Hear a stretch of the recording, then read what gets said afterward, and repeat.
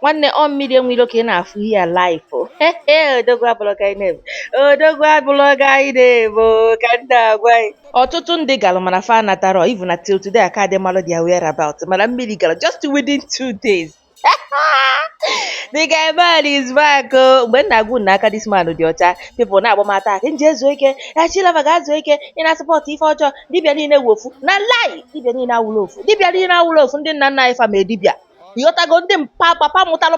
papa anyị ma dibịa. Papa mụtalụ mama papa anyị ma dibịa. At the end of the day, kara ọnwụ, you're here. Ị ka na igbu onwe gị na makara ndị nna unu ma dibịa ma maka dibịa. Dibịa niile awụlụ ofu enwere ezigbo dibịa nwa ajọ dibịa ọsọ. Nna agwụ na ụna na-agbagharị ya enwere ndị ajọ dibịa ndị a na-agwa ajọ ọgwụ bụ ihe bụ ajọ dibịa mmiri enwile abụla ajọ dibịa ekwuru m na mgbe izizi si na this guy ga-eje na ọ ga-abata na onwedị ihe ga-eme ọ dịka ya si na nwere ihe na-ekwu nwanne mmiri abatago life and direct kedu ebe akwa nọ kedu ebe ekehit nọ kedu ebe onye eze Jizọs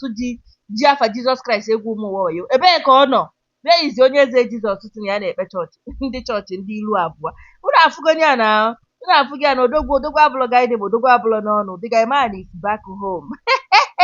Today the video ife nke atọ mụ pio ọchị a na-achị bụ ndị ṅụrụ mmiri enwilo ka na-achị ọchị a finally ịghọtago agwa m na the guy man ga-anata na o nwere ife o mere na aka ya dị ọcha ịghọtago ihe a wee mee guys enwe ike nwee 1 or 2 ịghọtago based on akụkọ a na-akọgasịfụ n'ilu akwụkwọ ewesị ka akpụrụ ya ka akọwagbuo mma ịghọtago enyochagoro nwoke wee fụ na nwoke dị ọcha wee rapụ nwoke wee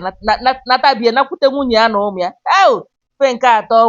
ọtọmụrịkpọ biko ọ bụrụ ọtọ gị gba mbọ share this video ọ bụrụkwa na isi ya mma na ọtọrọ gị ụtọ ịghọtago ịmara enwere ndị obi nọ n'azụ enwere ndị ifeọma na-asọ nsọ enwere ndị ifeọma na-enu inu mana ifeọma na-atọ anyị nwe ụtọ ịbụrụ ihe ọma na-atọ gị ụtọ gba mbọ gbasa anya bụ vidio nke atọ gbue m nekwa nwoke ka nwoke dị smooth just 2-3 days the man is out ọbụla ndị nọgoro ebe a 3 months ka 2 months mmadụ na mara wef amafa ga-apụta ka ọ dafa ama mpụta mmiri Eweilo is back biko na adị m achịkwa akwa ha ọchị ụbọta onwe ihe m na-akọwa ịghọtago ọ na-adị mma ị na-eme ife kwụba aka gị ọtọ ide good like that ihe ọbụla ị na-eme n'ụwa kwụba aka gị ọtọ isi na ị na-eme dibịa n'ụwaga dibịa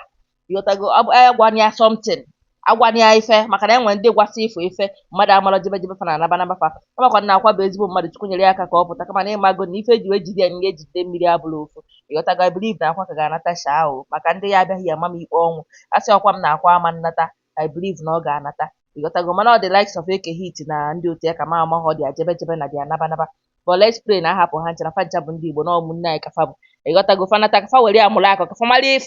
mara ife mara na A na B dị iche ọ bụ na fa ga-aghọta na A B C dị na ABC dị na ọ dị iche ọ bụ na fa ga-aghọta ka fa chegharịa ma chigharịa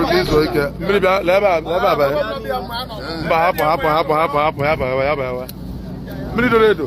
ngwabata kemoti nne hava batar moto kebi chere baba ngwabata moto ke agbam buteze moto nne ngwabe bayin moto ha no wanna buy moto you know buy moto aye meli go yo wa bro yi aye la bora tana e tago over ah moto ya aye ne ba live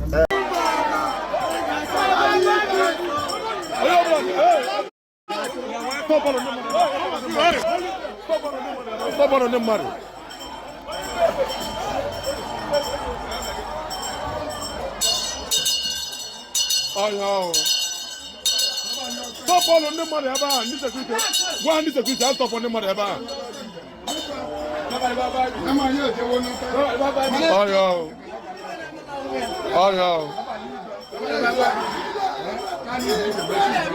mana eziokwu